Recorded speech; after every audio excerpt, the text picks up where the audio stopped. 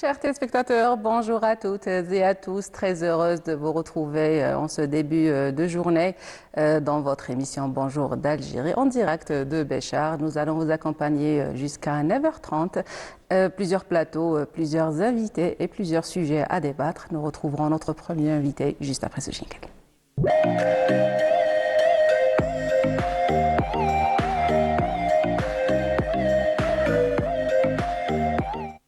Et l'invité de ce jeudi 9 avril 2026, c'est une personnalité de la région que nous continuons à mettre en lumière. Ces personnalités qui ont fait la différence et qui ont laissé leur empreinte indélébile au service de la nation et de la société. Notre invité aujourd'hui n'est pas seulement un nom, mais un parcours riche, varié dans plusieurs domaines. Un homme qui a su allier engagement dans la santé, action sportive, implication humaine et dévouement patriotique. Il s'agit de M. Lahdeb Mohamed, connu sous le nom de Tahar Naimi. Bonjour et bienvenue. Bonjour madame, tout le plaisir pour moi, l'honneur pour moi. Et bonjour aussi à vos fidèles et chers téléspectateurs et téléspectatrices. Eh bien, soyez le bienvenu. Vous êtes natif de Kenadza. Oui. Alors, vous avez passé plusieurs années, mais vous êtes originaire de Djelfa. Vous êtes connu sous un nom assez particulier qui fait référence à quelque chose qui revient à votre papa. Alors, d'où vient ce nom de Naimi dont vous êtes connu? Bismillah ar-Rahman ar-Rahim, wa salatu salam ala ashraf al-mursalin. Mon père m'a dénommé à la naissance Mohamed Tahar. Et c'était en 1948, c'était le colonialisme. Oui. L'état civil, c'était chapeauté par les colonisateur français. Donc, ils n'ont pas accepté ce double nom. Peut-être que c'était les gens sans nom patronymique, SNP, Mohamed Ben Mohamed. Mais Mohamed Tahar, Lahdeb Mohamed Tahar, c'était un peu exagéré. Ils ont carrément coupé Tahar et laissé Mohamed. Mais mon père a insisté pour m'appeler Mohamed Tahar, parce que nous avions un saint de la région d'Eflou qui s'appelait Mohamed Tahar. Il voulait que je porte ce nom. Alors il m'a toujours gardé Tahar. Ce qui fait que même mes proches amis ne savent pas que je m'appelle Mohamed. Donc connu sous le nom de Tahar Naimi, c'est le nom de votre papa, donc voilà qui explique tout. Alors vous êtes une personnalité, une figure emblématique de la région. Vous avez créé pas mal de choses dans la région de Béchar, précisément dans la localité de Kenadza. Donc je vais commencer par un sujet quand même assez particulier qui est le sport nautique et la voile. Donc un peu bizarre de parler de sport nautique dans une région désertique saharienne, mais l'idée vous a traversé l'esprit en 1995 et vous avez créé la première ligue. 94. 94. Ouais. Alors, comment l'idée vous est venue? Comment était le départ? Comment elle a été accueillie au sein de la région? L'idée a germé, c'était lors d'une visite de personnalité de la Fédération algérienne de voile au barrage. Dès qu'ils ont vu le plan d'eau, ils ont dit c'est l'idéal. En Allemagne, on fait du sport nautique sur les eaux plates, sur les eaux des fleuves. Oui. C'est pas uniquement la mer. Et l'idée est venue, s'est ancrée pour démystifier cette pratique qui est limitée juste au littoral. Donc c'était un grand défi, un challenge, comme on dit. Absolument. Un grand défi. Comme vous le savez, comme tout le monde le sait, en 94, c'était pas la dessinée noire, oui. La dessinée. Il faut le dire. C'était quand même un challenge pour se lancer. Challenge, oui. Et puis on a créé un petit groupe que je salue, et tout le monde a participé. Planche à voile. À planche à voile. Et on a fait une petite réunion au centre culturel. Je ne peux pas citer M. Filali Mohamed. Que nous saluons depuis ce plateau. C'était un professeur d'éducation physique. Il a dit, donc, cette pratique sportive, culturelle, ne peut être guidée que par Flan, par M. Dynamique. Donc c'est lui qui vous a désigné. Il est venu frapper à ma porte, il a dit, bon, nous avons une petite réunion. J'ai dit, oui, ok. Puis je me suis retrouvé président, fondateur de la Ligue de voile de Béchar. J'ai pris des contacts avec la fédération, les responsables de l'époque, les ministres et tout ça, et les présidents de ligue de toutes les wilayas, du littoral, Jijel, Kdash, Bjaya, que tout le monde m'ont aidé. Et ça a coïncidé par un séminaire international sur la voile à Bjaya. où j'ai participé. Et lors du dîner, je savais que mon intervention lors de la communication, c'était un passage de 4 ou de 5 minutes, c'était pas le moment de développer tout ce que je voulais. Alors, dès qu'on était en train de dîner, je me suis levé et j'ai dit, c'est maintenant qu'on fera la voix à Béchar. C'est pas demain dans la réunion, maintenant. Il me dit, monsieur, j'ai dit non, je ne suis pas venu pour manger. Je vous dis, solliciter votre rapport. Et là, ça a plu de tous les côtés, Ah ben tant mieux. de l'échelle nationale et internationale, pour m'aider. Et j'ai publié, j'ai réussi à publier dans une revue internationale Voile et Voilier. Je remercie M. Eric qui a accepté de publier C'était intitulé On navigue aussi en Algérie. Surtout aussi à Béchar. Hein? À Béchar. Oui. Il a dit l'Algérie parce que le contexte politique était défavorable à tout ça. Donc il a dit, il a titré On navigue aussi en Algérie, attention. Monsieur Lahdeb Mohamed. Et là, ça a plu de tous les côtés. J'ai eu des contacts avec des ministres d'État qui ont voulu m'aider, les contribuables de leur département ont voulu m'aider. Mais ce n'était pas possible parce que le contexte politique ne permettait pas que les contribuables puissent... ils ont envoyé des choses, ils m'ont aidé. Alors justement, quels ont été les principaux défis au départ?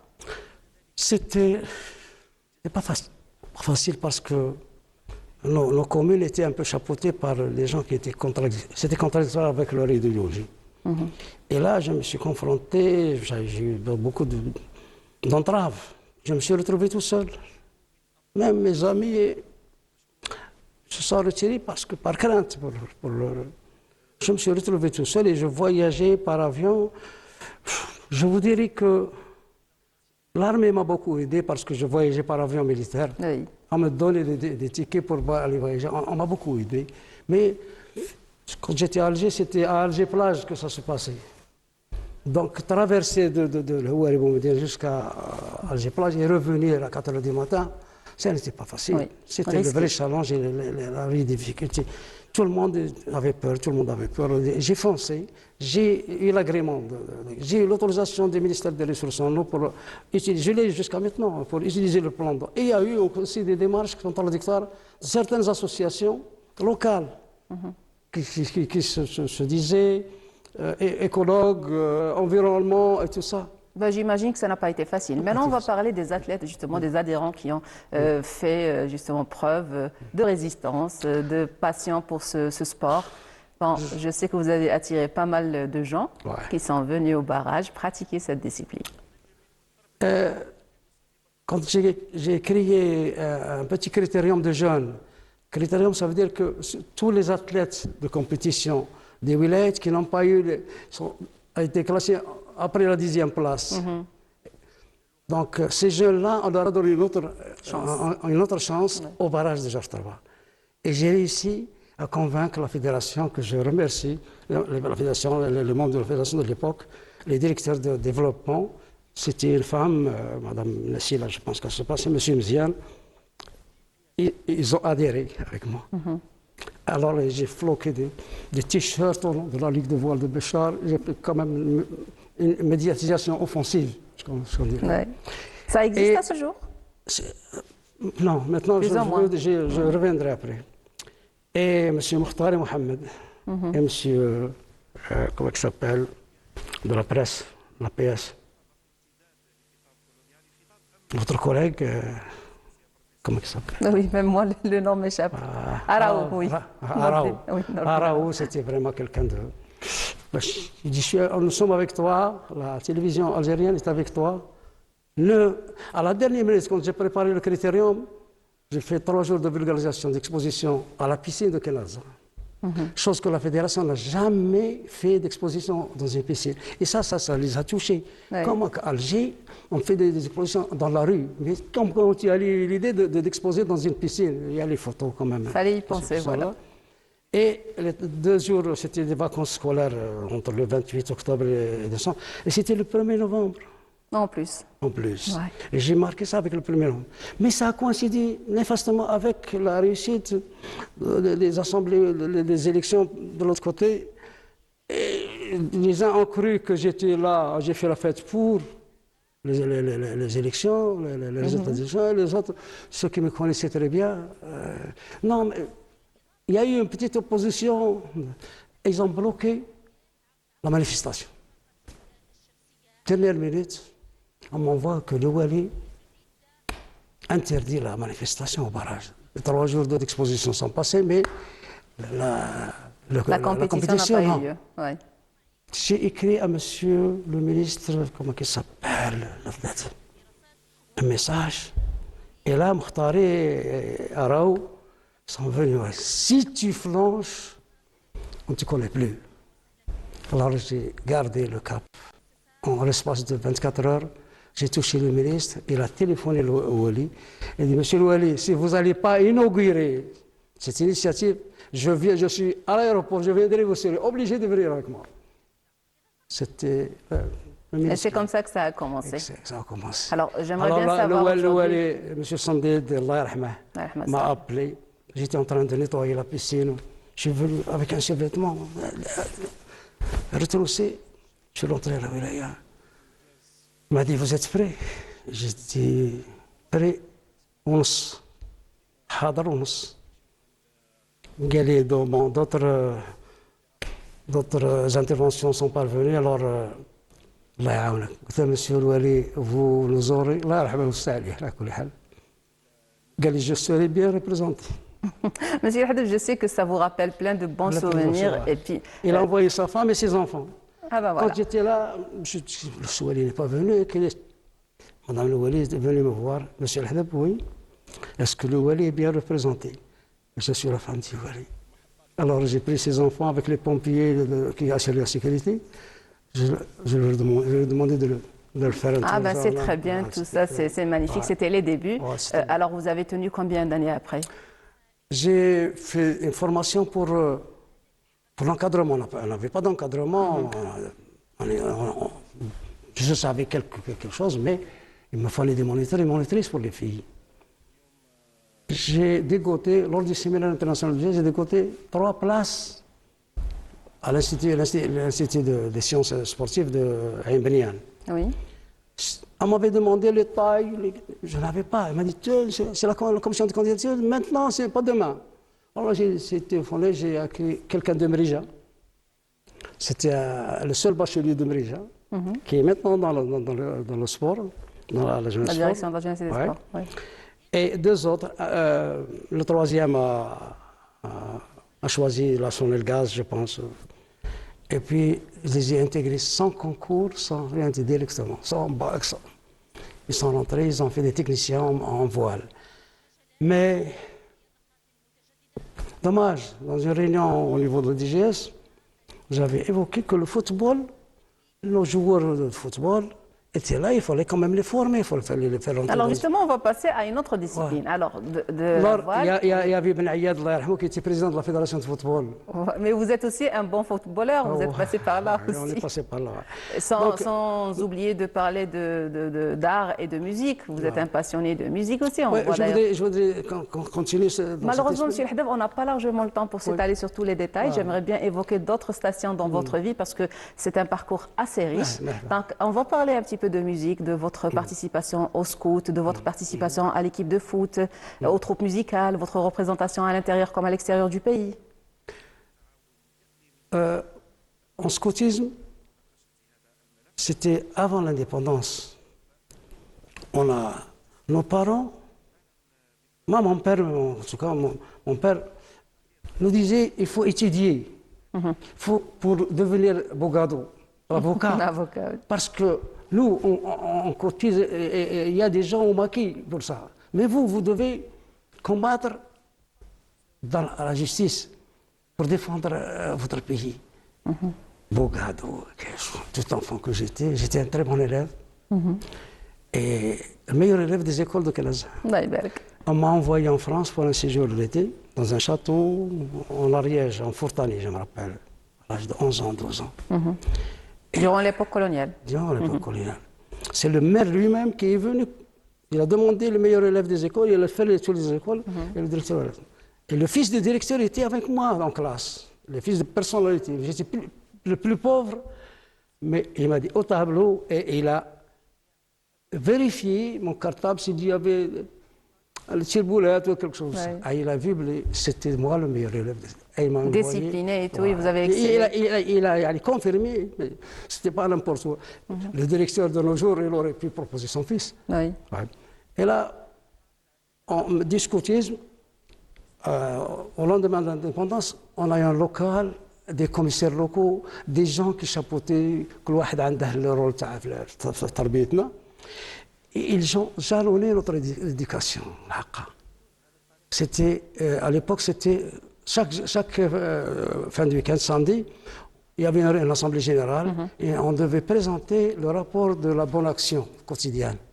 On avait tous incarné le BAC, Oui. BAQ, la bonne action quotidienne. Et là, on s'est forgé dans la bonne action quotidienne et on s'est mis à créer des divertissements. La société était un peu égarée.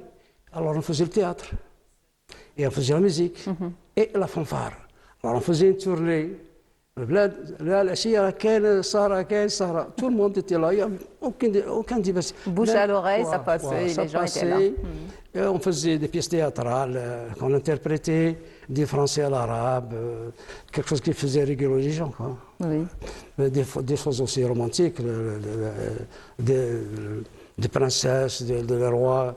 Le commissaire local était le secrétaire général de la commune, M. Derouish Mohamed Allah yarhamou, M. Zaidi Salim, et Bent Fes Jilali, et Bztami Abdelkarim. C'était nos chefs. C'est que plus tard qu'on a constaté que c'était des illettrés. Mais ils nous ont quand même Accompagné, aidé, orienté. Oui. Et puis en plus on créait des kermesses et puis on créait la vie sportive, c'était le football, le seul football. Il y avait du volley, c'était le football. On avait 2 équipes de quartier et on créait le divertissement 2 fois par semaine. On posait un cajot de lait et puis celui qui gagnait la partie prenait le Voilà. Et puis c'était pour créer. Vous vous rappelez de quelques gens qui sont toujours en vie aujourd'hui que vous aimeriez Oui, évoquer? Malheureusement, il y a des gens qui sont malades, ils n'ont pas eu de chance, malades, Ah grabataires. ben, à qui nous souhaitons bon Bouhazm rétablissement. Ali, le restant des scouts. C'était un scout né. De toute façon, toute la famille Bouhazma, c'était des militants Oui. de premier ordre dans les associations. Il y a le Hajj Bouhazma qui tient le cap. Et son frère Mohamed, Allah yarhamou, sont décédés dans un accident avec mes amis. On faisait partie avec Zerm, Allah yarhamou, Tahra Saïdi. On faisait équipe ensemble. La liste est longue. Voilà. Mais Et j'imagine. c'est pour ça que je me suis un peu écarté depuis. Ben, on va passer à un autre domaine aussi, une dimension profondément humaine. Votre passage en tant qu'infirmier, vous avez passé votre vie à travailler comme infirmier bénévole dans plusieurs secteurs. Ouais. Qu'est-ce que vous retenez de ce passage? J'étais en 6e à l'époque coloniale, première année moyenne, et je venais de Kelaza étudier à Béchar. Et un jour, la prof de français nous demandait de décrypter un peu le métier que vous désirez faire à l'avenir. Je n'avais rien à décrypter, mais un jour j'avais un panari de l'orteil, une infection. Et mon père m'a ramené à l'hôpital des HSO parce que la compagnie minière, on avait le droit à des soins. Puis l'infirmier, c'était calme, c'était vraiment quelque chose qui m'a vraiment touché. Et puis, je suis sorti guéri avec de simples douches de ce bonhomme. C'était un infirmier qui s'appelait Arabi Mohamed Allah yarhamou. Ouais, moi, ça allait. Mon père, dans la bicyclette, il m'a ramené, je ne pouvais pas marcher, mais en sortant, j'ai pu marcher, descendre des kilomètres pour rejoindre mon... Ça a fait la différence pour vous. Et là, pour développer quelque chose que je n'avais pas vécu, je n'avais que ça. J'ai développé que j'avais l'envie d'avoir ses mains. D'aider les gens, d'aider d'apporter... les gens. Puis le directeur, quand la prof l'a noté, on donnait le directeur vérifiait s'il n'y a pas de... Et c'était M. Vriot, que tout le monde connaît. Il est venu rentrer, il a commencé Il n'y a que deux qui veulent travailler l'humanitaire, il n'y a que deux élèves, bande de saligots, dégueulasse, la mécanique. Alors, tout debout, je disais, j'aurais aimé être parmi ces deux-là. L'ADEB, debout. Ah, c'est moi. Javel, je me rappelle le nom de la fille qui était avec moi. Javel, debout. Il n'y a que ces deux qui veulent soigner les malades. Alors, c'était un devoir de continuer de devenir infirmier pour soigner. Mais par la suite, infirmier bénévole. Mon père est mort en fin 62. Les études étaient payantes, les livres étaient très chers, la conversion de retraite a tardé avec ma mère et 5 sœurs. Ah, je n'avais plus le droit aux études. Vous aviez une autre responsabilité à côté. Je restais à la maison. Il y avait un directeur d'école qui est venu, nouveau. Il a fouillé cherché quelqu'un pour l'aider dans son bureau. Il a trouvé mon dossier. Il est venu me chercher. Il m'a trouvé avec une petite guitare, comme ça, que je jouais Abdel Halim, j'aimais beaucoup Abdel Halim. J'apprenais, c'était mes débuts. Alors quand j'ai vu le Gaouri, je ne savais pas que c'était le directeur. Il a dit, où tu habites, chez toi, Flan? J'ai dit oui. Et ton père est là? J'ai dit bon, malheureusement, il n'est plus de ce monde. Et ta mère? Oui, oui, j'ai ma mère. Elle parle français? J'ai dit oui. Il est rentré dans la cour, ma mère a discuté avec lui. Ton fils n'est pas un enfant pour la rue. ولدك ماشي نتاع الزنقة. يجي يقعد معايا في البيرو en attendant je vais trouver quelque chose. Et là نمشي ندير les anciens نديروا les cartes, les caires الكبيرة. Il y avait c'était juste le matériel éducatif. Et puis là je vais te rentrer à l'hôpital. Il a su que j'étais porté sur. Il a vu avec le médecin. Il a créé une petite école de formation professionnelle. Il a fait un concours, le premier, deuxième à l'hôpital, troisième, il a eu la mécanique chez les HSO. Et puis j'ai bénéficié de cette formation en septembre 63. Alors, je suis rentré au dispensaire. C'est là que je voulais. D'abord, c'était pas facile, les odeurs. C'est un milieu que je ne connaissais pas. Il fallait s'y habituer, voilà. Et j'ai fait avec, je suis resté. Et les médecins m'ont conseillé de ne pas faire la politique parce que j'aimais bien mon métier. Attention, t'as droit à la politique, faut. Et puis jour et nuit, et on a réussi à créer un hôpital, moi et le médecin. J'avais 16 ans, 15 ans, 16 ans. Il y avait une aile pour les militaires français qu'ils ont évacuée. Et puis, le médecin a sauté sur l'occasion pour aller voir les assistants pour nous céder pour l'assistance médicale sociale, l'AMS, qu'on appelait Sbetal Msakin. Les assistants et puis Sbetal Msakin. Il n'y avait pas de système de santé publique les années 64. Puis en décembre 64, on est allé voir les responsables des assistants. Excusez-moi, je voudrais bien dire ça. Alors justement, Monsieur Lahdeb, vous vous étalez sur pas mal de choses. Je ressens cette nostalgie que vous ressentez. Malheureusement, le temps ne nous permet pas de nous étaler. Moi, si vous voulez la couper, mais. J'aimerais bien qu'on parle aussi de votre engagement politique, parce que je sais que vous êtes membre aussi à l'Assemblée populaire communale. Vous avez milité d'un point de vue politique. Donc, vous avez un parcours tellement riche qu'une demi-heure ne suffirait pas pour parler de tout ça. Donc, on a loué l'aile qui était dédiée aux militaires français pour les malades de l'assistance médico-sociale. Et quand on est rentré à l'hôpital, il n'y avait rien du tout. J'ai dit au médecin, docteur Charles, on va voir le colonel de l'armée française, il va nous aider. Ils ont dit, moi, lieutenant, je vois le colonel. Et docteur, moi, je parle le colonel. Tout enfant que j'étais. Non, vous êtes pas. Il s'est habillé, il a dit. Regardez l'importance que nous a crédité les médecins en tant que gosse.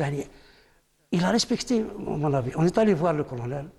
Il lui dit, mon colonel, mon petit infirmier veut vous parler. Et j'ai dit, mon colonel, on a bénéficié de local que vous avez vidé.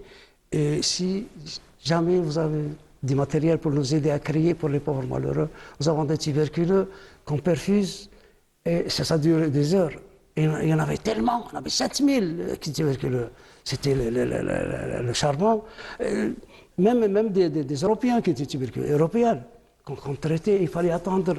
C'était exigu notre dispensaire. Et attendre, c'était fatigant. Alors, il dit, c'est tout mon fils? On va voir, on va voir. Et nous avons fait un contrat avec les associations. On s'occupe de leurs malades. Et en contrepartie, ils nous cèdent l'eau, l'électricité, le charbon pour le chaud. Vous voyez, voilà, on a créé. Ouais. Excusez-moi, je voulais bien dire ça parce que les gens, ils ont vu qu'il y avait un hôpital, mais ils étaient en marge de la réglementation. On a dit une petite commune, on n'avait pas le droit à un système hospitalier. Alors on a créé nous-mêmes notre service hospitalier et on gardait, on faisait des accouchements aux HSO, à l'AMS, un peu à l'écart. Et nous avons soigné nos malades comme il se devait.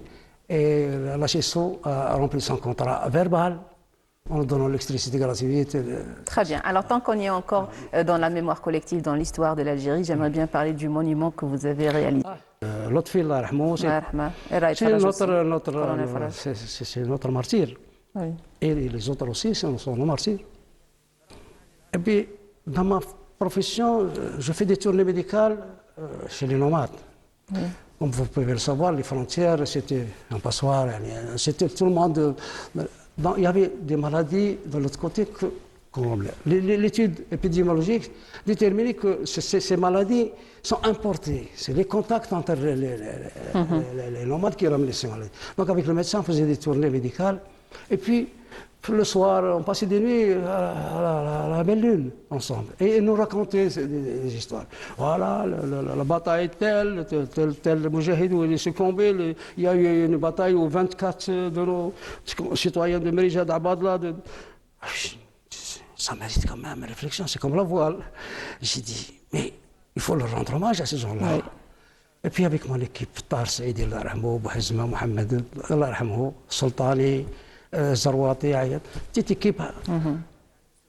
Je suis allé visiter les lieux que... c'est ça?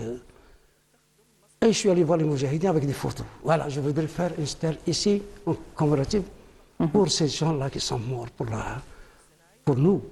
Oui, pour la mémoire. Et il y avait des gens, ils sont vus, ils disaient, tu peux aller à Tidmamil. C'était un terrain montagneux, il fallait marcher à pied. J'ai dit oui, j'ai ramené les photos. Et c'est ça votre Tidmamil, c'est ça là où vous puisiez l'eau, la palmeraie.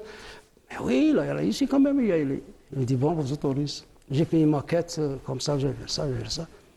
Et puis on est allé en 81, c'était... Le 18 février, la fête, j'ai revenu commémorative, c'était Yom Shahid. Oui. J'ai passé 3 ou 4 jours seulement. En bon chasseur, j'ai un particularité que je ne cite pas, je suis un chasseur. Toute l'équipe n'avait plus rien à manger. Polyvalent, mashallah alik. J'ai chargé une gazelle et puis des lièvres, je pense, ouais, 2 lièvres. Et on a passé les 3 jours avec en mangeant de la gazelle, des lièvres. Le soir aussi, on faisait des tournées pour chasser les lièvres. Et le soir, je faisais le coffrage pour l'étoile qui incarnait la révolution algérienne. Depuis ce temps-là, depuis 81, personne n'a... c'est le moment justement de relancer. J'ai relancé avec le chef d'Aïra, l'ex-chef d'Aïra de Kenaza. J'ai relancé avec ce chef d'Aïra. Il faut quand même, le 1er novembre, que les scouts aillent là-bas, qu'on aille monter le drapeau en hommage. On espère que cette année, le 1er novembre 2026, les scouts là-bas, les moujahidines.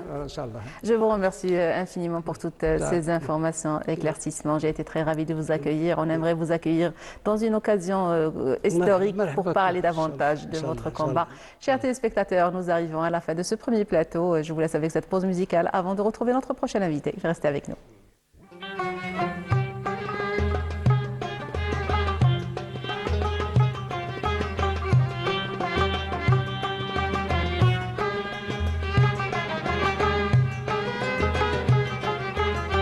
مضرة سعدنا شي اليام زيارة النبي المصطفى مرضي طوال وعيت من التخمام وجمر مجدي زلافة ليها في خاطري هذاك من عام مو حال يا اهلي نتعافى حتى نزور سيد العرب والعجام المجد جد الشرافة أمضرة السعد ناشي الايام زيارة بالمصطفى منظرات سعد ناشي الايام زيارة النبي المصطفى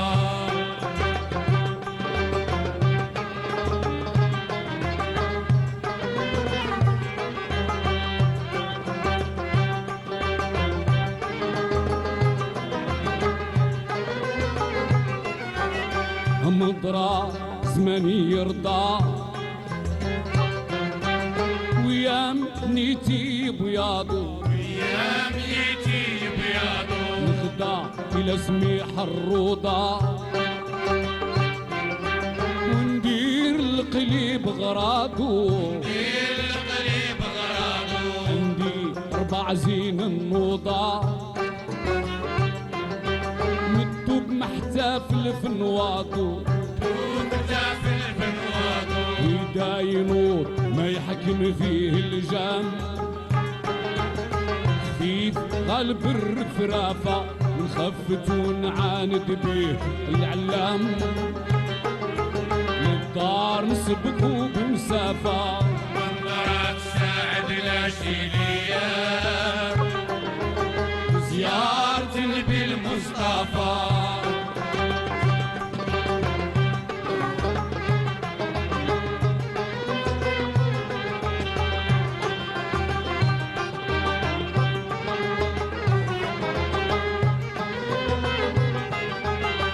مقرا نحج ونعقب لزيار الشريف العربي زيارة الشريف العربي كيف مقامه ونغرب ونزور نفجا من دنبي زور الفجا من النبي رسولنا شفيع مقرب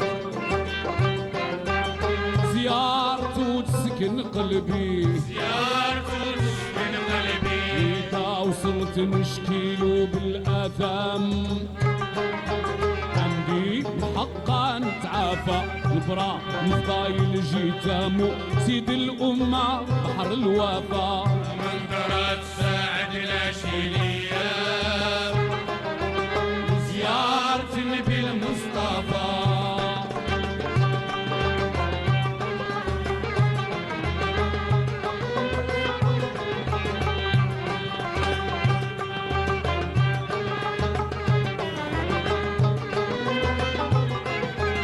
مقرا نقبل نمشي للهاشم سميح الشوشة الهاشم سميح الشوشة نهضى إلى بلاد القرشي زيارة همومي تبجى زيارة همومي تفجا عندي 4 رايس هبشي نكتب عازم مع الرمشة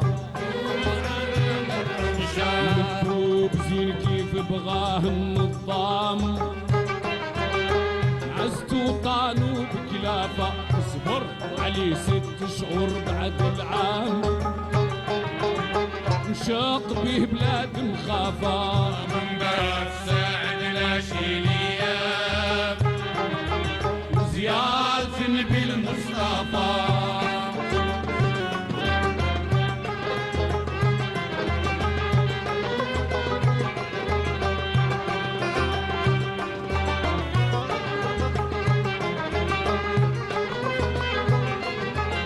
مقرا كمل ظني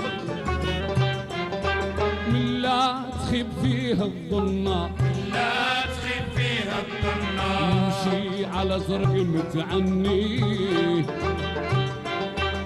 دماء حدير ما يتهنى ما حدر ما يتهنى فوق نزور قرة عيني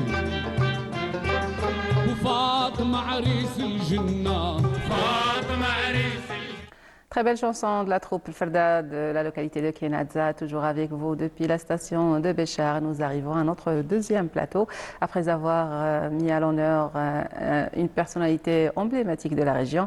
Nous arrivons à une jeune étudiante de la région de Aïn Safra, étudiante à l'ENS, spécialité français, très passionnée par le domaine des médias et de création de contenu sur les réseaux sociaux. Bonjour et bienvenue, Khouloud Bonjour madame, Didi. merci pour cette aimable invitation, ça me fait un grand plaisir. Ah ben, vous êtes la bienvenue. Merci. Alors, on va faire la découverte de Khouloud Didi. Et si je vous demande de vous présenter, qu'est-ce que vous nous diriez? D'accord madame, je me présente, je suis Didi Khouloud, j'ai 19 ans.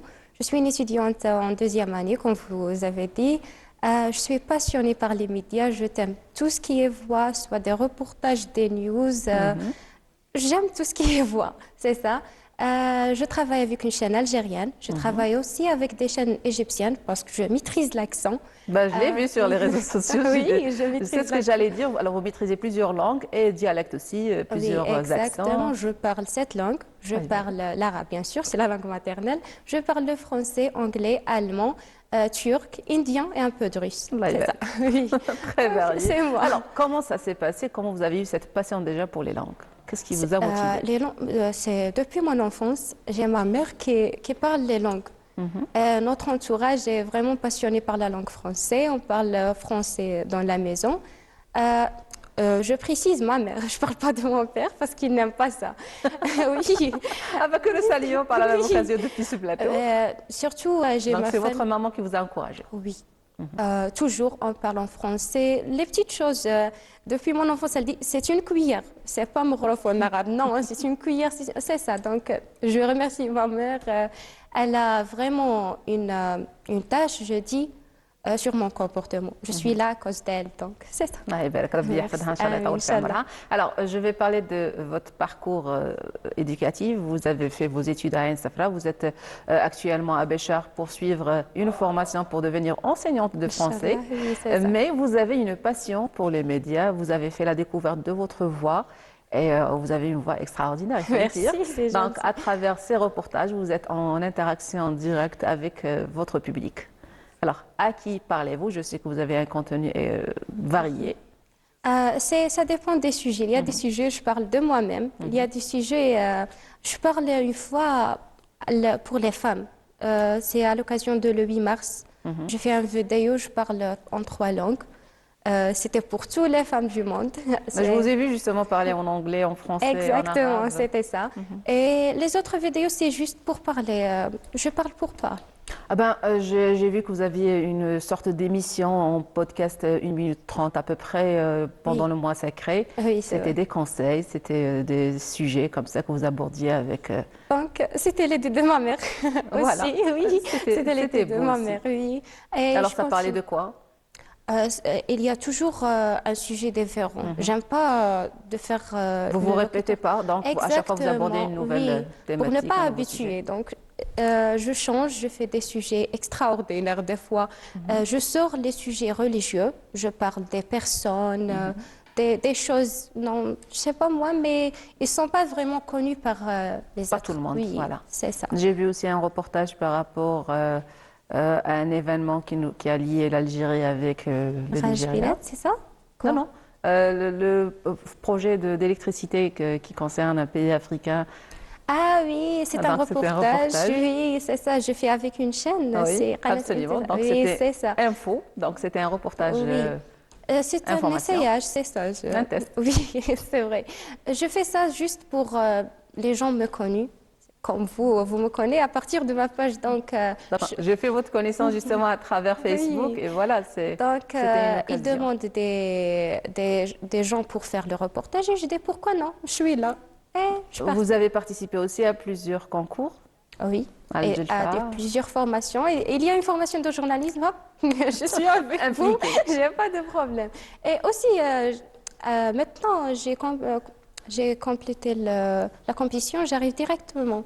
Je ne laisse pas la chance, il ne faut Ah ben, pas. c'est bien. Oui. Alors donc c'est justement, vous êtes inscrite dans une institution, je pense, ou une école égyptienne. moi. Oui, c'est Vous ça. aviez fait une vidéo pour présenter cet établissement. Oui, c'est vrai.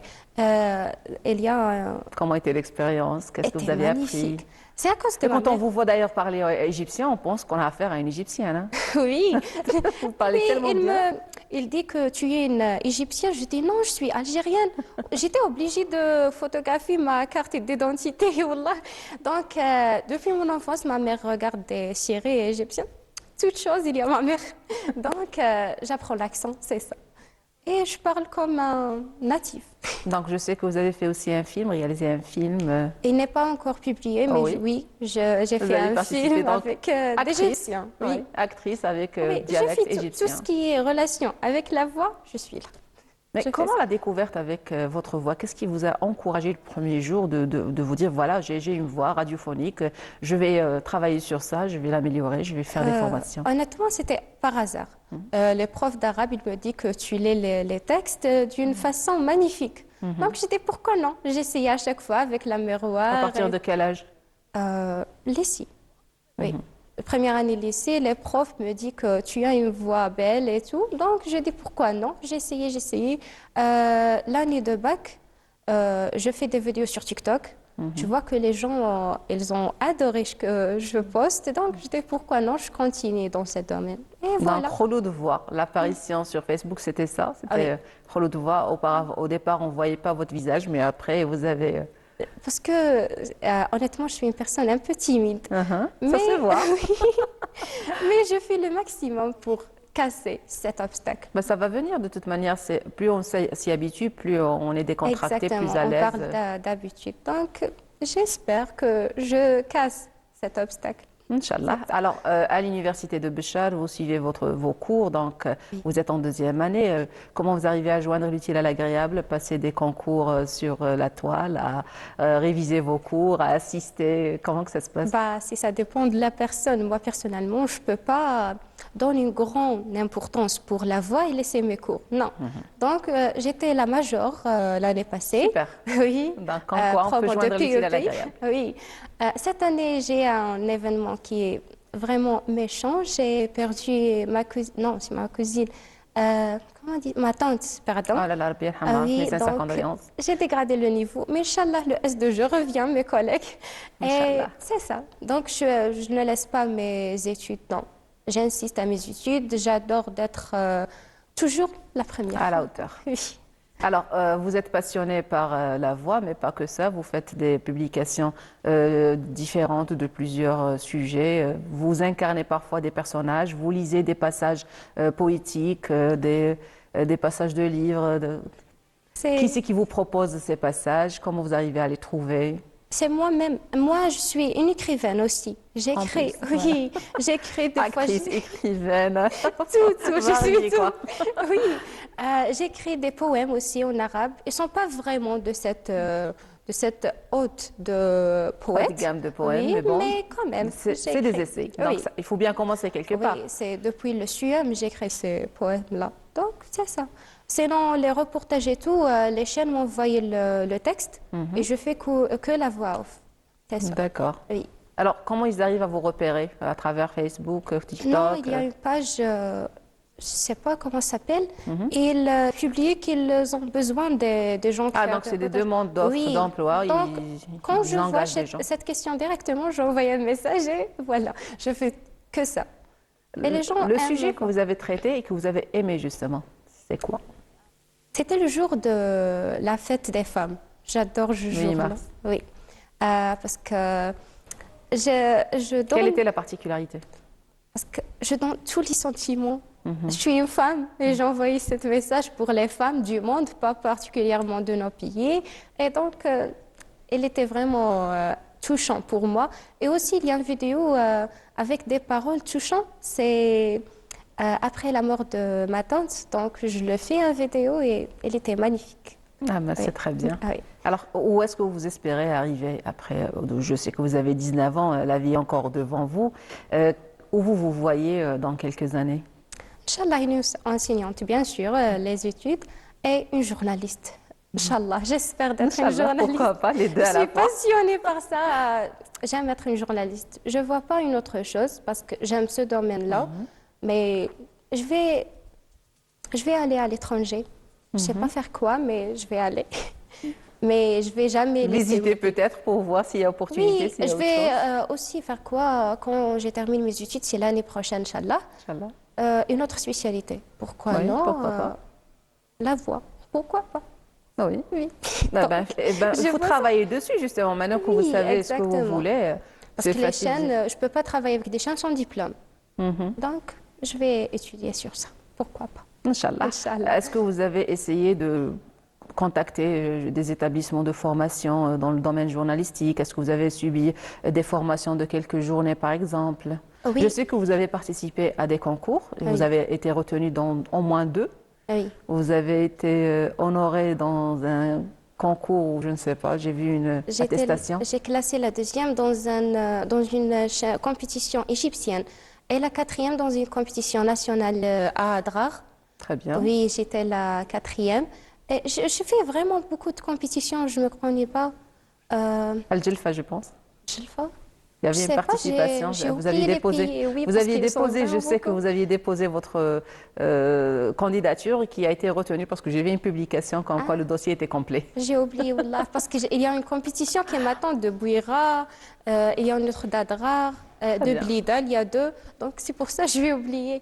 Et aussi la compétition Est-ce que vous ici. pensez justement faire un contenu par rapport au tourisme, par rapport à l'histoire de la région?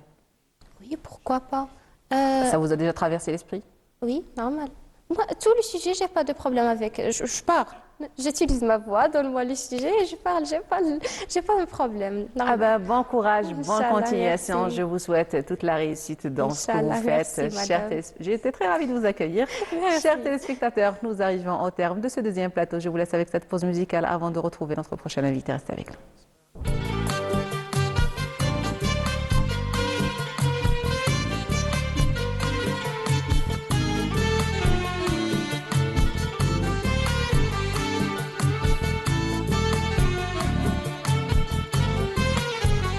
سيدي ربي افتح عليا سيدي ربي افتح عليا سيدي ربي افتح عليا سيدي ربي افتح عليا لا تحرمني من والدي حنان القلوب ولا تحرمني من والدي يا نور العيون الله الله يا الله الله الله يا الله الله الله يا الله الله الله يا الله الله الله يا الله مولانا وانت العالي الله الله يا الله مولانا وانت العالي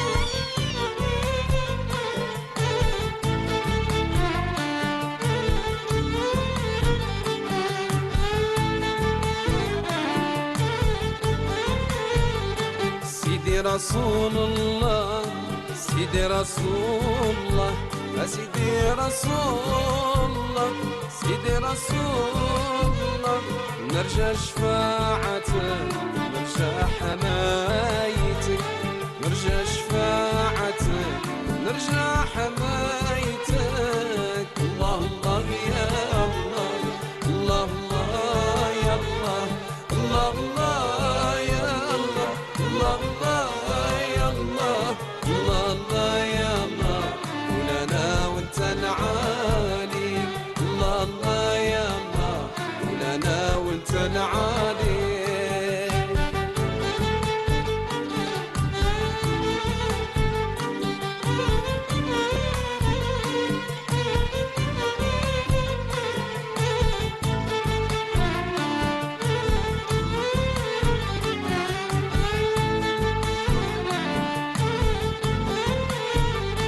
ضحك يا رسول الله ضحك يا رسول الله زادها زين كلام والكف ها والرار صامها وليا تناديك والرار صامها وليا تناديك الله الله يا الله الله الله يا الله الله الله يا الله الله الله يا الله الله الله يا الله مولانا وانت العالي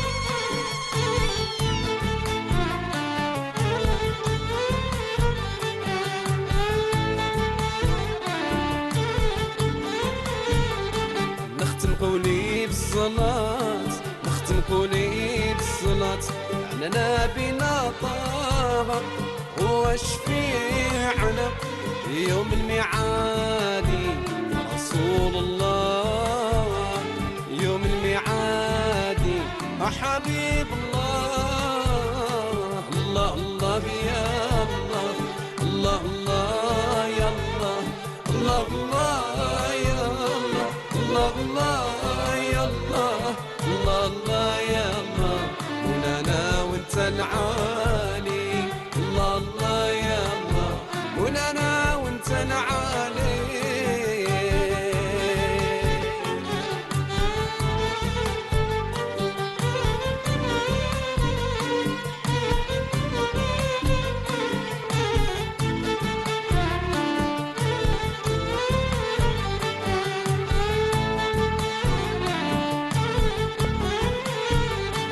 الله الله يا الله مولانا وانت العالي الله الله يا الله مولانا وانت العالي الله الله يا الله مولانا وانت العالي الله الله يا الله مولانا وانت العالي الله الله يا الله مولانا وانت العالي لالا فاطمة تكلمي المداح حبات سيدي علال تسلم بالصلاة على هادي لالا فاطمة تكلمي المداح حبات سيدي علال تسلم بالصلاة على هادي لالا فاطمة تكلمي المداح حبات سيدي علال تسلم بالصلاة. Rebonjour à toutes et à tous. Si vous venez de nous rejoindre, bienvenue toujours avec vous dans votre émission Bonjour d'Algérie depuis la station de Béchar. Nous arrivons à notre troisième plateau et nous retrouverons nos prochains invités juste après ce jingle.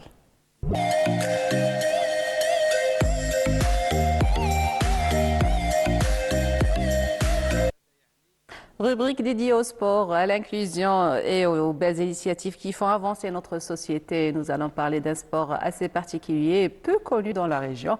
C'est la boccia. Pour parler de cette discipline, j'ai l'honneur et le plaisir de recevoir à mes côtés M. Faraji Jilali, président de la Ligue Handisport dans la wilaya de Béchar, ainsi que Mademoiselle Khadija. Khadija Debou. Marhaba bik, vous êtes membre représentante du club AFAR des handicapés. Donc, soyez les bienvenus. Merci pour l'invitation. Marhaba bikoum. Alors, pour commencer, j'aimerais bien que vous nous présentiez cette discipline que peu de gens connaissent, je dirais, et qui a fait apparition à la wilaya de Béchar depuis 2 ans seulement. Merci une deuxième fois. Concernant la boccia, c'est une discipline. C'est une discipline concernant les personnes handicapées qui utilisent les fauteuils roulants. Ça veut dire la boccia ressemble au jeu des boules. Pétanque, voilà. Voilà. Donc, se joue avec 3 types de ballons. Il y en a 3 types de couleurs, la couleur bleue, rouge et blanche. D'accord. Donc, les types d'handicap qui utilisent ou qui jouent cette discipline sont classés en 4 catégories. BC1, BC2, ça veut dire boccia 1, boccia 2, BC1, BC2, BC3 et BC4. Très bien. Ces différents types de catégories sont classés selon leur handicap. Donc, les types d'handicap ou l'handicap qui peut participer à ces disciplines sont les paralysés cérébrales et aussi les atrophies musculaires et aussi des maladies concernant la colonne vertébrale. Ça veut dire les personnes utilisant des fauteuils roulants et un handicap lourd peuvent jouer cette discipline. Comme quoi l'handicap n'est pas un obstacle. Oui, voilà. Donc l'handicap n'est pas un obstacle. Donc cette discipline a été paralympique à partir de 1984 durant les Jeux olympiques de New York. Quand même. Voilà, oui. Et aussi, cette discipline, comme j'ai dit, le type, pour faire jouer les résultats de cette boccia, c'est que l'athlète ou le participant va lancer les ballons, les différents types de ballons. Ça veut dire on joue en 2 groupes, soit en individuel, un par un qui utilise les ballons rouges et l'autre qui utilise les ballons bleus. Et le cochonnet, comme on dirait, c'est le blanc. Le blanc, au boccia, on l'appelle le jack. D'accord. Donc au boccia, on appelle ça le jack. Donc Il faut se rapprocher le plus possible. Oui, voilà, on le rapproche le plus possible. C'est celui-là qui a des bons résultats. Les meilleurs points. Ouais, les meilleurs points, voilà. Là, c'est le même principe, justement, que la Ouais, pétanque. le même principe, mais un peu, ça diffère. La particularité, justement, c'est que les gens n'ont pas cette habilité de jeter. Voilà. Il y en a même qui utilisent la bouche pour La lancer. bouche, là, il y en a qui utilisent des types pour lancer le ballon. Ouais. Il utilise des trempes, avec sa bouche, avec le nez, avec le pied. Ouais. Tout ça, c'est concernant l'handicap pour faire sortir de l'handicap de son endroit et l'intégrer à la société. L'intégrer dans la société, Voilà. c'est ça l'intérêt, justement. C'est ça l'intérêt. Alors, Béchar, la wilaya de Béchar a abrité Voilà, la deuxième Béchar- édition la du wilaya de tournoi Béchar national. a été parmi les premiers à organiser cette discipline au niveau de la wilaya. Cette initiative, on a participé durant les années passées. On a participé à plusieurs formations au niveau d'Alger Très bien. concernant la formation des joueurs pour avoir le règlement, parce qu'il y en a un règlement un peu sévère concernant On reparlera du Voilà. règlement plus tard, justement. Donc on a participé à plusieurs formations concernant les arbitres, concernant les joueurs, concernant les entraîneurs. Donc on a acquis une formation avant. Très bien. Ça nous a aidé de faire cette initiative la deuxième édition au tournoi qui a participé. Alors, les deux éditions ont eu lieu à Béchar. La deuxième a été à La deuxième, Béchar. je sais, de Voilà. 30 et 31 C'est le 29, le dernier. 30, le 31 et le 1er. Favori. Il a duré 4 jours au niveau de la wilaya de Béchar. D'accord. Avec la participation de 8 à Wilayas. 9 wilayas qui ont 40 à 80 de 40 à athlètes. 60 participants, différents types, c'est des arbitres et des joueurs. On a participé, avec la participation Mais de la M. compétition Louani. a duré 2 jours. La compétition dure, il y a une journée pour la formation, pour avoir les règlements par des spécialistes venant d'Alger. Et le deuxième jour, c'est passé pour la 31. compétition, les différents clubs qui ont participé à ce tournoi, venant d'Alger, de Stif, de Msila et différentes wilayas d'Alger. On a regroupé environ de 50 à 60 jusqu'à 70 éléments. On a fait une journée de formation, comme j'ai dit, une journée pour la compétition. On a gagné beaucoup de choses, des éléments. Alors, ça s'est déroulé à la salle Omnisport de la Zone Bleue. Et ouais, ça s'est été déroulé dans deux différentes salles. Au niveau de la salle de Naïf Oui. et au niveau de la salle de la Zone Bleue. Omnisport de la Zone Bleue. La formation a été faite au Alors niveau... justement, on va s'arrêter un petit moment. Avec Voilà. ce VTR, on va voir la compétition depuis l'intérieur. Je vous laisse, chers téléspectateurs, apprécier ces moments dans ce VTR réalisé par notre collègue Jaouid Ababahadi. Nous reviendrons pour continuer le débat. Restez avec nous.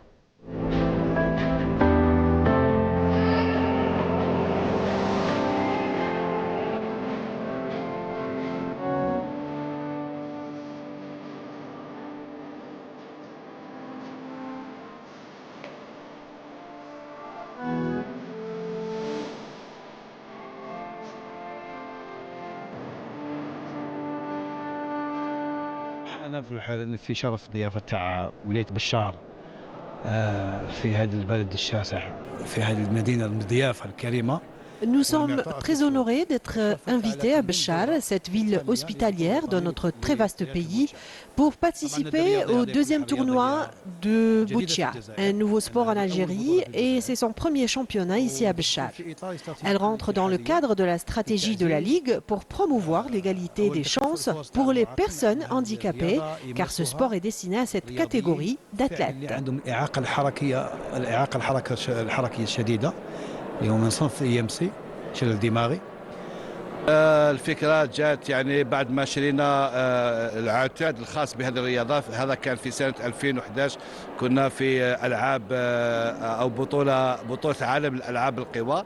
L'idée est parvenue après avoir acheté tout l'équipement spécifique de ce sport en 2011, lors du championnat du monde d'athlétisme, où nous avons remarqué l'équipe de la Nouvelle-Zélande et son équipement.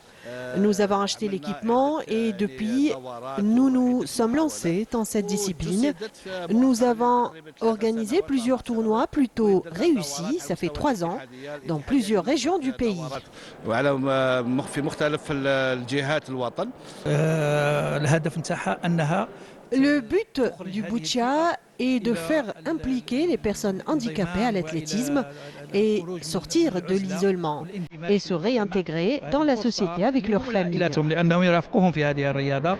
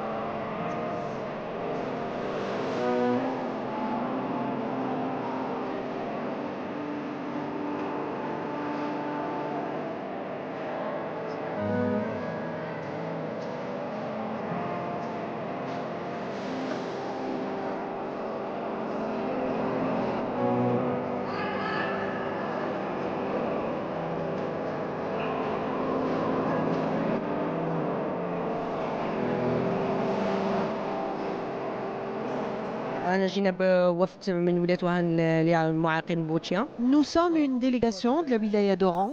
Je remercie tous les encadreurs de cet événement, le président de ligue, le responsable d'association, M. Khaled, pour cette initiative au niveau de la wilaya de Béchar. Au vrai, nous avons 12 athlètes, mais vu leur type d'handicap, nous avons participé avec seulement 4 athlètes. Le plus jeune des athlètes fait partie de notre club à 15 ans. جبنا تقريبا قريب 40 لاعب من 8 ولايات من بينهم أبناء نادي الآفاق. Plus de 40 athlètes ont participé à ce championnat, y compris ceux de Nadi Afaq. Ce sport concerne une catégorie très sensible de la société et qui nécessite des soins particuliers. Ça fait plus d'une année qu'on prépare cet événement. باش نوصلوا لهذه المرحلة معاهم بغينا نوصلوهم باش يحضروا باش يدخلوا الفريق الوطني إن شاء الله. الاستقبال كان بيان في بشار. أنا مع أهلنا في بشار الله يحفظهم ويعطيهم الصحة. L'accueil était très chaleureux ici à Béchar. J'espère beaucoup de réussite à tous les clubs. On espère rejoindre l'équipe nationale et honorer notre pays à travers le monde. الفريق الوطني نولوا ديما في الفريق الوطني بإذن الله إن شاء الله. ونشرفوا الراية الوطنية إن شاء الله في كاع أنحاء العالم إن شاء الله.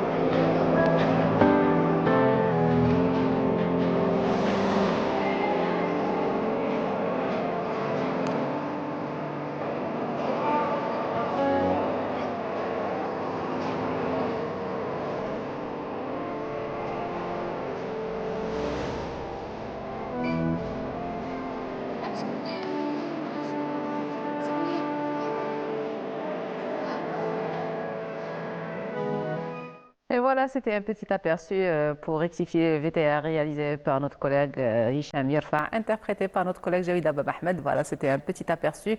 On voit l'émotion, la concentration, la passion, la patience aussi. Et je vais commencer avec mon invité pour parler justement du club Afaq. Alors, deux mots, vous êtes représentante de ce club. Comment était la participation? Je pense que c'est une première ou une deuxième fois pour vous. هذا نادي الآفاق هو قديم كريه قديم. مي حنا شدينا المشعل من 2022. 2022 واه صافي كان كاين عاود حنايا عاود حييته حييناه Donc, les éléments, les filles, bien sûr, c'est des personnes handicapées. Handicapées, Et ils ont trouvé leur bonheur, je dirais, dans ce tournoi, dans cette discipline. كيفاش كانت المشاركة نتاعكم فيه؟ كيفاش حسيتوهم هما الإقبال تاعهم فرحوا بهذه المشاركة؟ اكيد احنا النادي الافاق ما شد غير ديسيبلين بوتشيا، كان دخل ديسيبلين سي سور. فيما يخص البوتشيا كان عندنا حنايا 13 اتليت بوتشيا مخبان بين 3 بنات و10 ولاد. كانوا قبل شاركوا في الدوره الاولى في ولايه الجزائر، شاركنا بستة شاركنا بستة. الله يبارك. وبعد هنا كان كوليكتيف، كان بدا الالتحاق لهذا النادي. فيما يخص التحضير سورتو. انا على بالي بلي كنتوا في رمضان رمضان كنتوا في لي سواغي رمضانسك تتلاقوا. كانت لا سال جوستومون تاع كان عندنا ملعب السعوديين مفتوحه لكم. كان عندنا ملعب امير نايف ومام قاعه 500 مقعد منطقه الزرقاء لازون بلو. دونك كنتوا تونترينو فيها ومام كنا نديروا لهم نحضروا المنافسه، كنا نوجدوا لهم المنافسه شاك جور. كنا 3 جور هكا نخدموا نعلموهم تدريب، وكان في نفس الوقت منافسه تحضيرا للمنافسه. كانوا نسموهم تدريبات، كنتوا تدربوا، كنتوا تحضروا روحكم لهذه المنافسه. نحضروا لنفسنا ونحضروهم معنا. بيان سور. بيان سور.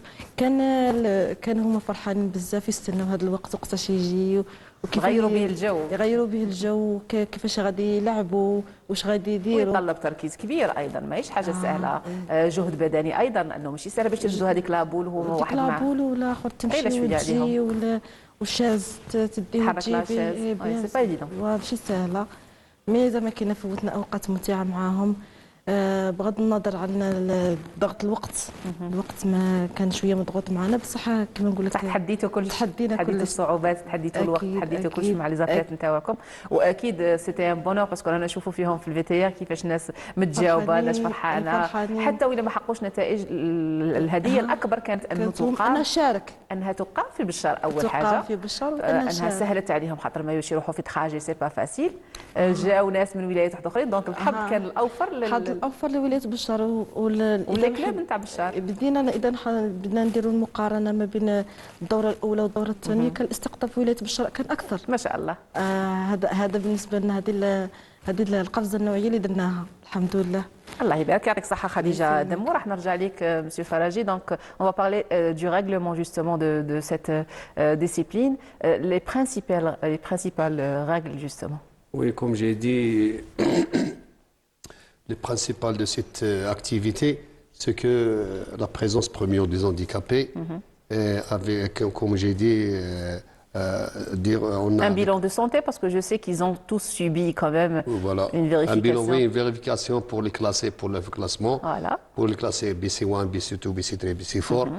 Et une visite médicale pour voir l'état de santé de ces athlètes. Deuxièmement, les balles, comme j'ai dit, de 3 couleurs. Une couleur blanche qu'on appelle le jack. L'athlète, un des athlètes prend les balles rouges, 6 balles, obligatoire 6 balles, 6 balles rouges et 6 balles bleues. Et le jack qui il va essayer de les positionner, positionner le plus près possible. Donc on joue sur un terrain de 12 mètres de longueur et 6 mètres de largeur. Très bien. Voilà. Avec ce terrain, on le divise au fond sur 6 cases. Donc il peut jouer à la fois 6 éléments, on peut jouer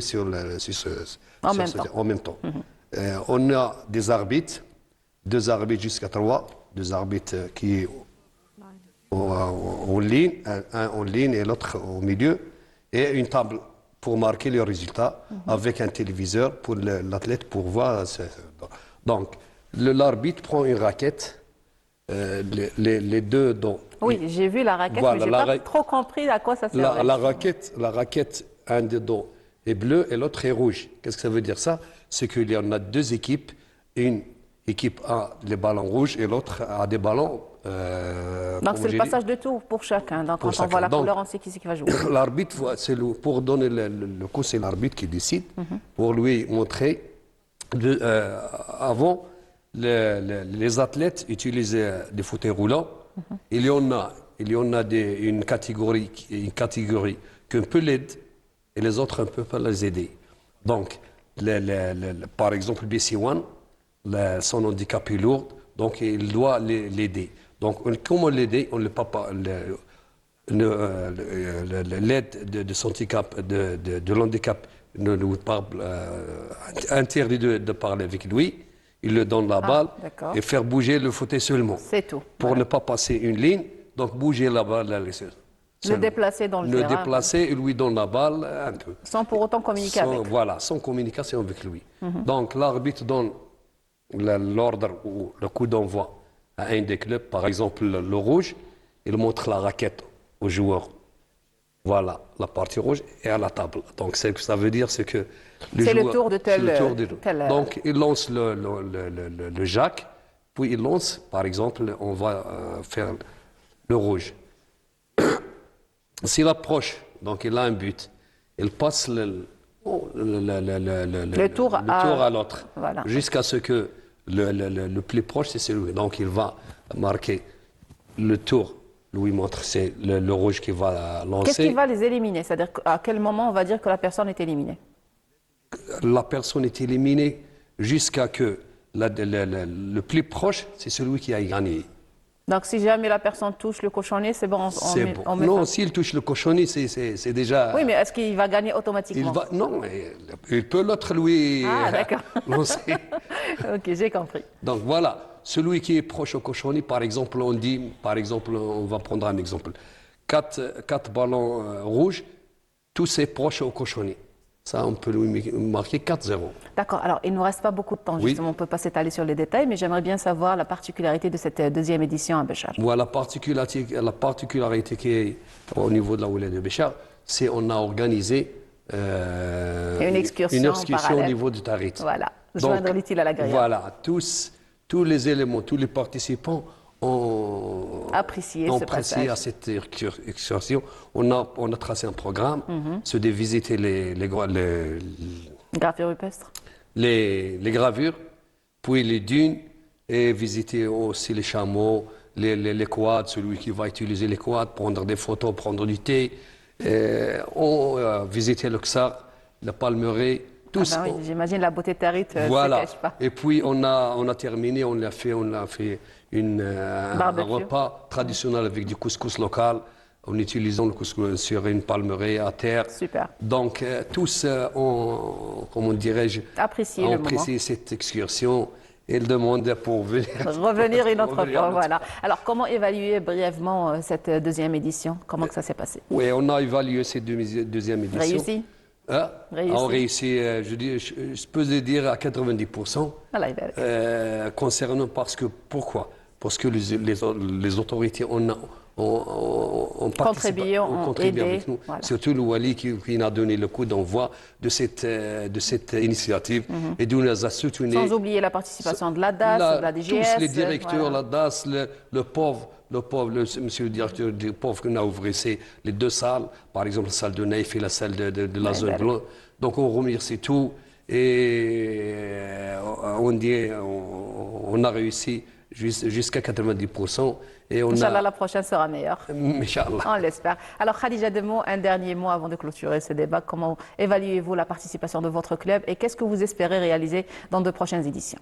واش تتمناي في ان شاء الله سمحي لي ان شاء الله نتمنى حاجه الاولى نتمناها التوفيق كل توفيق لابناء النادي بغض النظر على وحدين ما جاوش كانوا باش يحضروا يلحقوا الكلاسيفيكاسيون ما لحقوش عندنا 2 3 ما لحقوش معليش عندهم في الفتره ان شاء الله نتمنى ان شاء الله يكون عندنا الاستقطاب ومن طول الماتريال باهي يجينا باش نقدروا نحفزوا هذا النادي باش يطلع اكثر خاصه وحنا عندنا كما نقول لك هذه اللعبه تستحق شاك اتليت يكون عندها ان كيت حنا عندنا ان كيت نديروا بها 13 اتليت زعما كاينه شويه هكا من الضغط صح نتمناو لي كيت ان شاء الله يكونوا متوفرين ماتريال يكون متوفر نتمنى ان شاء الله التوفيق لوليداتنا ان شاء الله طموحات للمشاركة في دي tournois internationaux. Donc on sait que c'est une discipline para-olympique, donc علاش لا المشاركة الدولية.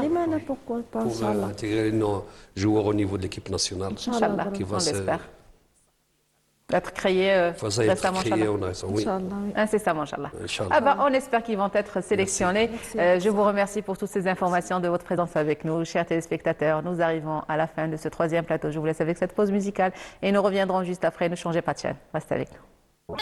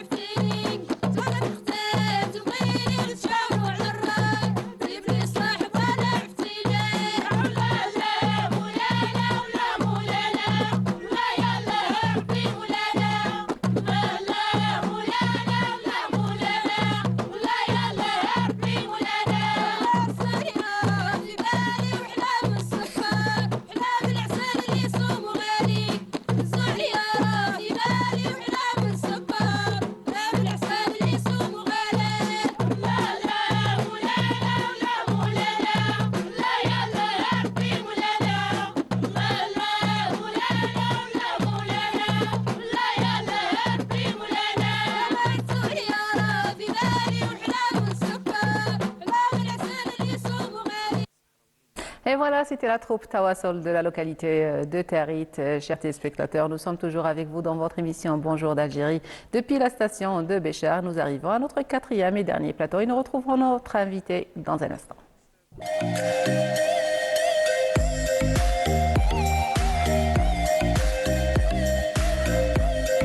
Et dans la rubrique environnement, nous allons parler de l'impact des précipitations qu'a connu la région de la Saoura ces 2 dernières années, son impact sur la richesse hydrique et écologique. Pour ce, j'ai l'honneur et le plaisir de recevoir à mes côtés Dr Merzougui Touhami. Bonjour et bienvenue. Bonjour Sophia. Marhaba bik, enseignant-chercheur à l'Université de Béchar. Alors, quel est l'impact justement de ces dernières précipitations sur la région, sur la richesse animale, écologique et tout ce qui en suit? Donc je vous remercie pour l'invitation. Tout d'abord, les précipitations comme étant un paramètre très important du bilan hydrologique. Donc c'est le paramètre d'entrée. C'est la base de ce paramètre-là. On peut quantifier la quantité que reçoit un bassin versant, bien une quantité, bien une zone comme la nôtre, comme la Saoura. Par exemple, on écoute dans les informations, elle a tombé 40 mm, 60 mm à Béchar. C'est quoi 40 mm? C'est-à-dire c'est 40 litres, 40 bouteilles d'eau d'un litre dans une surface de 1 mètre carré. C'est-à-dire 1 mètre cube par hectare. Si on parle de 60 mm, c'est-à-dire, imagine-moi 60 bouteilles dans 1 millilitre. Donc, c'est une quantité énorme. Donc, voilà, cette quantité, elle a un impact positif sur une région, sur une zone comme le nôtre, comme le bassin versant de Béchar. Alors, pour le barrage, pour les eaux souterraines, non, pour le barrage, il y a un remplissage incroyable. Ouais. Même, j'ai vu hier que la surface du lac du barrage, le mois précédent, le mois de mars, c'était 23 km². Hier, c'était 33, bien 34 km². Donc il y a comment dirais-je, la surface a augmenté. Donc et même le volume pour assurer à la fois l'AOP, l'irrigation et tout.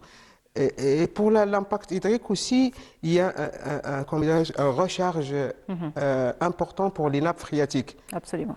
Les fellahs, lors les précipitations, c'est vrai, les gens de Béchar, ils ont, c'est-à-dire des problèmes de stagnation de l'eau, mais les fellahs, ils sont hyper heureux.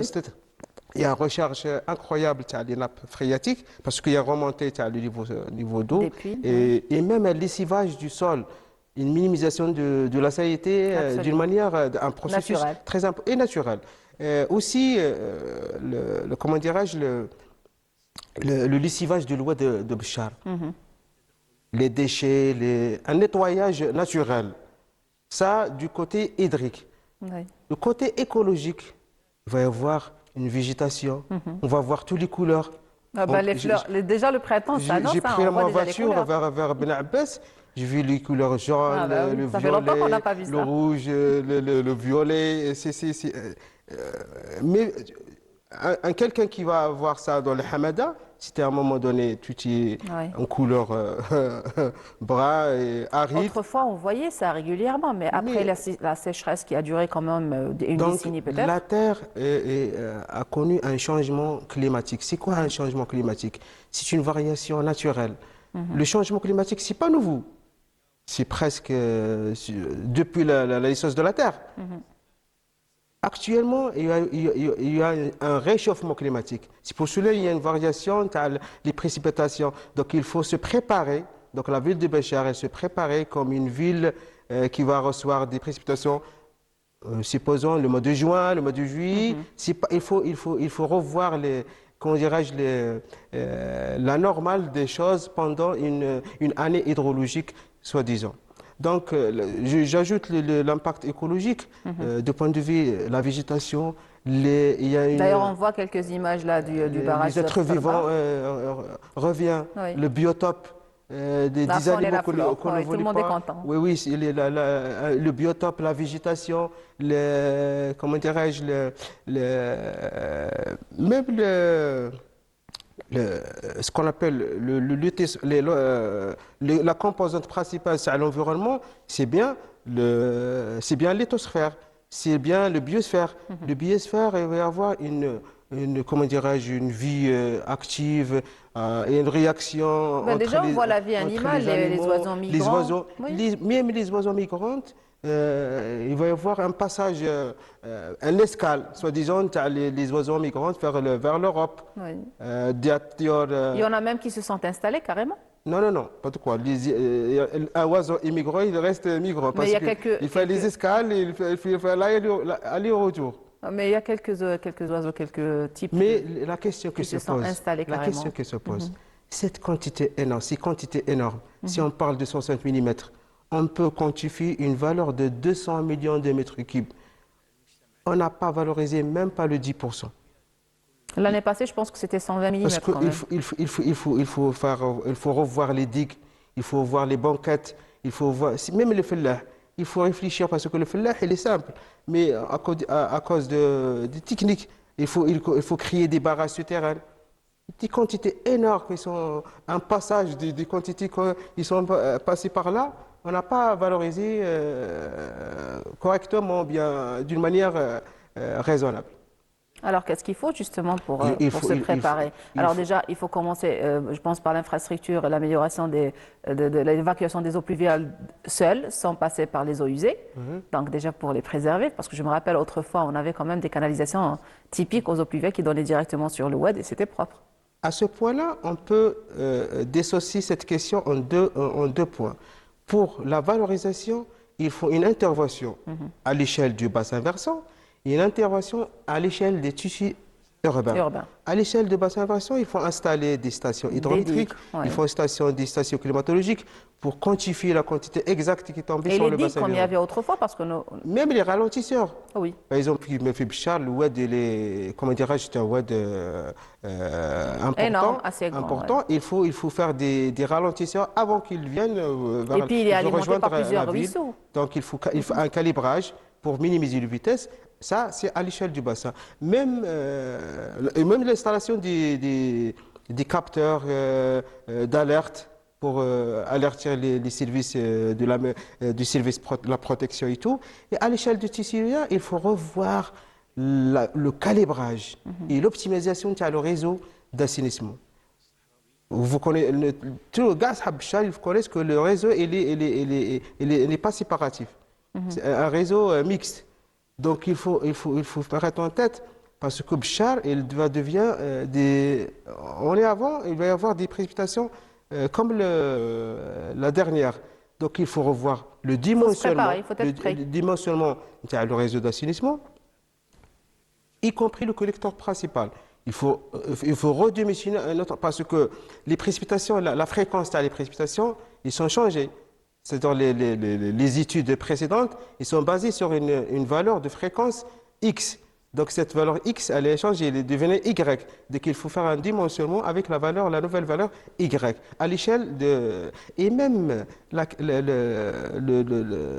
citoyen, il doit participer à travers... Il faut que les structures chargées de ce problème-là, il faut une sensibilisation. Il faut que le citoyen participe. Soit impliqué. Donc il ne faut pas jeter les grands déchets dans le réseau. Il faut pas... il faut sensibiliser, qu'on ne jette pas les déchets dans le réseau d'assainissement. Même la station d'épuration, il va y avoir un dysfonctionnement au niveau de la station. Donc il y a des déchets, il faut les mettre dans des sachets, comment dirais-je, il faut protéger l'environnement et l'écologie, bien sûr, c'est sûr. Et tout. Un dernier mot peut-être, parce qu'il nous reste un dernier mot, donc nous sommes heureux de cette précipitation qui a vécu la rue de Bichar. Et comme étant un chercheur ingénieur, j'ai beaucoup travaillé sur ce sujet-là, du point de vue hydrologique et du point de vue hydraulique, à travers des études. J'ai même fait un travail sur un modèle hydrologique pour la ville de Bichar, et même j'ai fait deux études une simulation le WED de Bichar pour un objectif, pour un aménagement hydraulique, pour un passage facile de l'eau qui entre dans la ville de Bichar. J'espère que ce projet verra le jour et qu'on le verra réalisé sur le terrain. Je vous remercie, Monsieur Melzougui Touhami, pour toutes ces informations. J'ai été très ravie de vous accueillir ce matin. Chers téléspectateurs, nous arrivons à la fin de ce dernier plateau et au terme de notre émission. Je remercie mes invités d'avoir répondu à notre invitation. Je vous remercie de nous avoir suivis. Je remercie l'équipe technique qui m'a accompagné ce matin. Je vous donne rendez-vous sur la même chaîne à la même heure jeudi prochain. Soyez prudents sur les routes. Au revoir et excellente journée.